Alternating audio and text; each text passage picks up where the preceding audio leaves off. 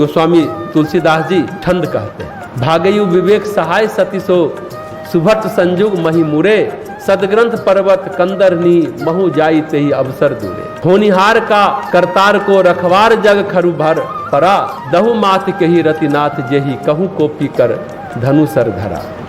विवेक अपने सहायकों सहित भाग गया, उसके योद्धा रणभूमि में पीठ दिखाकर भाग गए।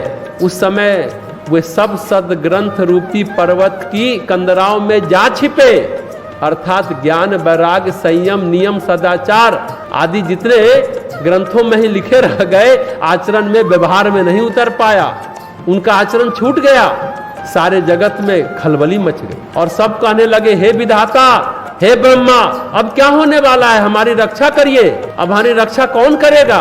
अरे ऐसा दो सिर वाला कौन है जिसके लिए रति के पति कामदेव ने कोप करके हाथ में धनुष बाण उठाया। अब यहाँ समझने की बात है इस छंद को, यहाँ जीव की प्रकृति को जानना होगा। जीव की प्रकृति क्या है? जीव की प्रकृति है, दो ही तरीके से हमारा जीवन संचालित होता है, ध्यान दीजिएगा, या तो आत्मा के प्रभाव से या चित्त के प्रभाव से। चित्त के प्रभाव में जन्म जन्मांतर के कर्म हैं, संस्कार हैं, हमारी आदतें हैं, हमारी स्मृतियां हैं, ये हमारे चित्त में संग्रहित है। कोई व्यक्ति किसी गरीब के यहाँ जन्म लेता है, कोई व्यक्ति अंबानी डालमिया बिरला के यहाँ जन्म लेता है, टाटा के यहाँ जन्म लेता है, ये कौन डिसाइड करता है? कर्म का जो स्तर होता है उसी स्तर की जीवात्मा गर्भ चुनती है। हमारे बच्चे लोग अपने माँ बाप को कोसते भी रहते हैं कि अगर हमको और सुविधा देते, पटना पढ़ाते, दिल्ली पढ़ाते तो हम भी तीर मार लेते। यानी इसमें माँ बाप का दोष नहीं है, कर्म का जो स्तर होता है जीवात्मा उसी स्तर का गर्भ चुनती है, उसी तरह की परिस्थिति बनती है, वही परिवेश मिलता है,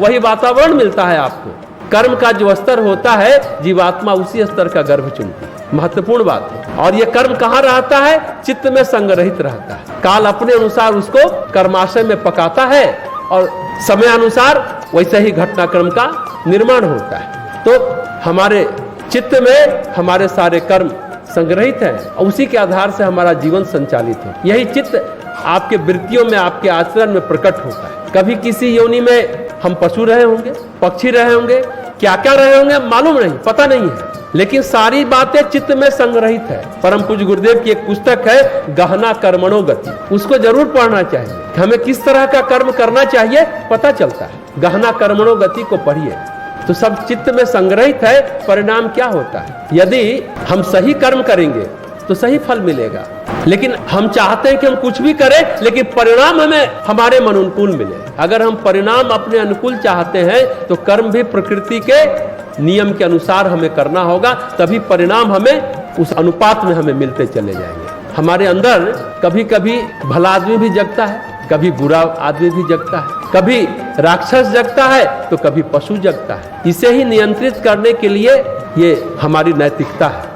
यह हमारा उस श्रृंखल चित्त स्वाभाविक रूप से प्रकट होने लगे तो सारी मर्यादाएं टूट जाएंगी। चित्त तो सचमुच उस श्रृंखल ही है ना, कभी ये कामना, कभी वो इच्छा, ये वासना, वो कल्पनाएं करता रहता है। लेकिन जब हमारा जीवन आत्मा से संचालित होगा, चित्त से संचालित होगा तो श्रृंखलता बढ़ेगी। लेकिन जब आत्मा से संचालित होगा जीवन, उसमें न कोई विकार है, उसमें स्वाभाविक रूप से प्रकटीकरण है। सारे परिवर्तन तो चित्त में है, पर जब चित्त अशुद्धियों से मुक्त होता है तो फिर उसे ही अध्यात्म कहते हैं। जीव चेतना में ईश्वरत्व का प्राकट्य है अध्यात्म। अध्यात्म और कुछ नहीं है, जीव चेतना में ईश्वर का प्रकटीकरण है। मनुष्य में ईश्वर का प्राकट्य ही अध्यात्म कहलाता है। जीव चेतना में ईश्वर का प्राकट्य ही अध्यात्म है। क्योंकि पहले ये समझना हो कि हम कौन हैं। हम देह हैं, हम फलाने नाम से जाने जाते हैं, हम ठिकाने नाम से जाने जाते हैं। ये आत्मा, हम नित्य मुक्त शुद्ध चैतन्य आत्मा है। आत्मा स्वयं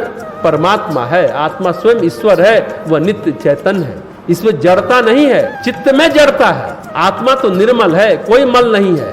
जो नैतिक अनुशासन है, धार्मिक अनुशासन है, ये धार्मिक कर्मकांड इसलिए बनाए गए हैं कि इससे हमारे चित्त की वृत्तियों का हम परिष्कार कर सकें, उसे पवित्र कर सकें, शुद्ध कर सकें, कर्म संस्कारों को हम नियमित कर सकें। हम लोग तपस्या क्यों करते हैं? ये व्रत अनुष्ठान, अभी नवरात्रि अनुष्ठान चल रहा है, क्यों करते हैं?